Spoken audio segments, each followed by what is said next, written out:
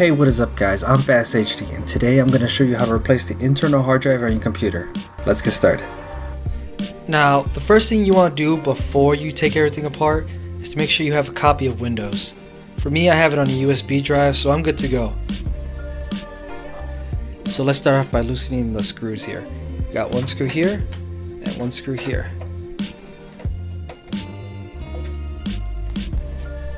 Now that I have both screws off, I can just pull it off and lift it up.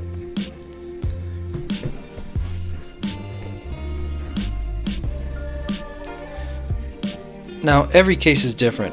For me, I have two hard drives here. This one is going to be the shitty one, so I'm going to replace this one.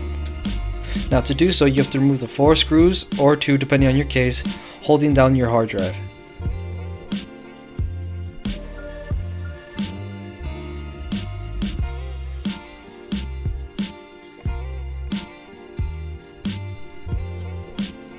Now, one thing I didn't mention is some people wear anti-static wristbands. I've never had a problem with static electricity in the computer, but if you do feel compelled to, just, grab the metal of the case or your power supply. You'll be fine.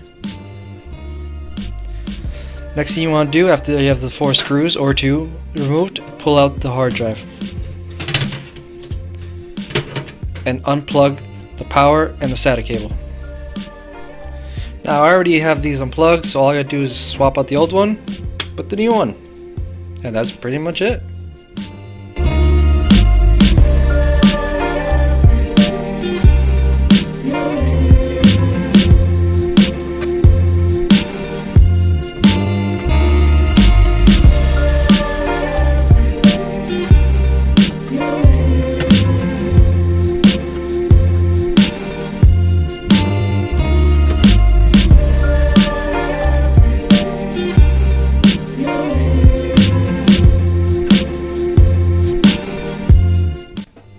Now I'm going to show you what happens when you have the hard drive in, but no operating system.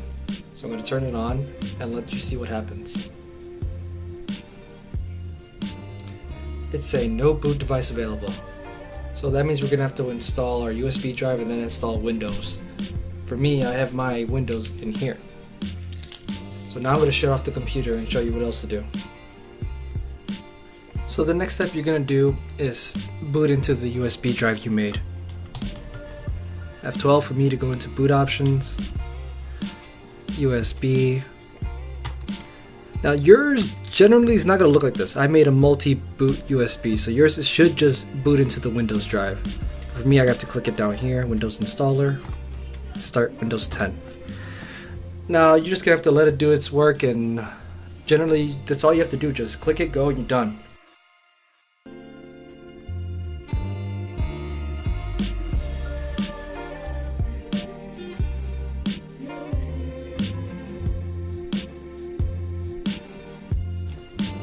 So the next thing you want to do is just hit next, install now,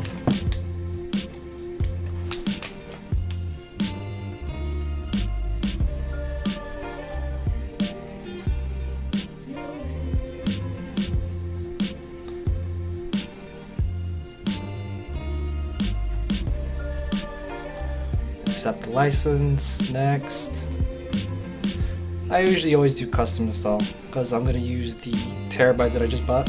This one has all my Steam games, so I'm not going to touch that. Next.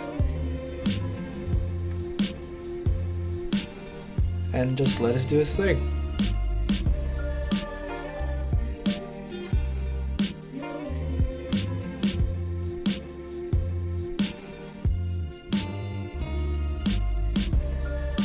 Alright, that was it for this video. If you'd like to give it a thumbs up, if you didn't, give it a thumbs down. Tell me what you think in the comments down below.